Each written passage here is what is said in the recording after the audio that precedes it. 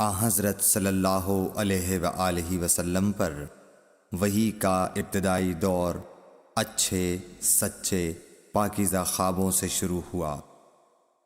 آپ خواب میں جو کچھ دیکھتے وہ صبح کی روشنی کی طرح صحیح اور سچا ثابت ہوتا۔ پھر من جانب قدرت آپ تنہائی پسند ہو گئے اور آپ نے غار حرا میں خلوت نشینی اختیار فرمائی اور کئی دن اور رات وہاں مسلسل عبادت اور یاد الہی و ذکر میں مشغول رہنے لگے۔ جب تک گھر آنے کو دل نہ چاہتا توشہ ہمراہ لیے ہوئے وہاں رہتے۔ توشہ ختم ہونے پر ہی اہلیہ محترمہ حضرت خدیجہ رضی اللہ تعالی عنہا کے پاس تشریف لاتے اور کچھ توشہ ہمراہ لے کر پھر وہاں جا کر خلوت گزین ہو جاتے۔ یہی طریقہ جاری رہا یہاں تک کہ آپ پر حق منکشف ہو گیا اور آپ غار حرا ہی میں قیام پذیر تھے کہ اچانک حضرت جبرائیل علیہ السلام آپ کے پاس حاضر ہوئے اور کہنے لگے کہ اے محمد پڑھو۔ آپ فرماتے ہیں کہ میں نے کہا کہ میں پڑھنا نہیں جانتا۔ آپ صلی اللہ علیہ وسلم فرماتے ہیں کہ فرشتے نے مجھے پکڑ کر اتنے زور سے بھینچا کہ میری طاقت جواب دے گئی۔ پھر مجھے چھوڑ کر کہا پڑھو۔ میں نے پھر وہی جواب دیا کہ میں پڑھا ہوا نہیں ہوں۔ اس فرشتے نے مجھ کو نہایت ہی زور سے بھینچا کہ مجھ کو سخت تکلیف محسوس ہوئی۔ پھر اس نے کہا کہ پڑھ۔ میں نے کہا میں پڑھا ہوا نہیں ہوں۔ فرشتے نے تیسری بار مجھ کو پکڑا اور تیسری مرتبہ پھر مجھ کو بھینچا۔ پھر مجھے چھوڑ دیا اور کہنے لگا کہ پڑھو اپنے رب کے نام کی مدد سے جس نے پیدا کیا اور انسان کو خون کی پھٹکی سے بنایا۔ پڑھو اور آپ کا رب بہت ہی مہربانیاں کرنے والا ہے۔ بس یہی آیتیں آپ حضرت جبرائیل علیہ السلام سے سن کر اس حال میں غار حرا سے واپس ہوئے کہ آپ کا دل اس انوکھے واقعے سے کانپ رہا تھا۔ آپ حضرت خدیجہ کے ہاں تشریف لائے اور فرمایا کہ مجھے کمبل اوڑھا دو، مجھے کمبل اوڑھا دو۔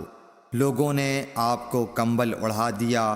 جب آپ کا ڈر جاتا رہا تو آپ نے اپنی زوجہ محترمہ حضرت خدیجہ رضی اللہ تعالی عنہا کو تفصیل کے ساتھ یہ واقعہ سنایا اور فرمانے لگے کہ مجھ کو اب اپنی جان کا خوف ہو گیا ہے۔ آپ کی اہلیہ محترمہ حضرت خدیجہ رضی اللہ تعالی عنہا نے آپ کی ڈھارس بندھائی اور کہا کہ آپ کا خیال صحیح نہیں ہے۔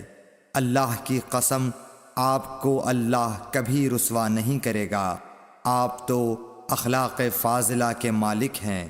آپ تو کنبہ پرور ہیں، بے کسوں کا بوجھ اپنے سر پر رکھتے ہیں، مفلسوں کے لیے آپ کماتے ہیں، مہمان نوازی میں آپ بے مثال ہیں اور مشکل وقت میں آپ امر حق کا ساتھ دیتے ہیں۔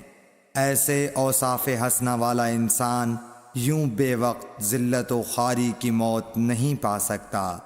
پھر مزید تسلی کے لیے حضرت خدیجہ رضی اللہ تعالی عنہا آپ کو ورقہ بن نوفل کے پاس لے گئیں جو ان کے چچا زاد بھائی تھے اور زمانہ جاہلیت میں نصرانی مذہب اختیار کر چکے تھے اور عبرانی زبان کے کاتب تھے۔ چنانچہ انجیل کو بھی حسب منشائے خداوندی عبرانی زبان میں لکھا کرتے تھے۔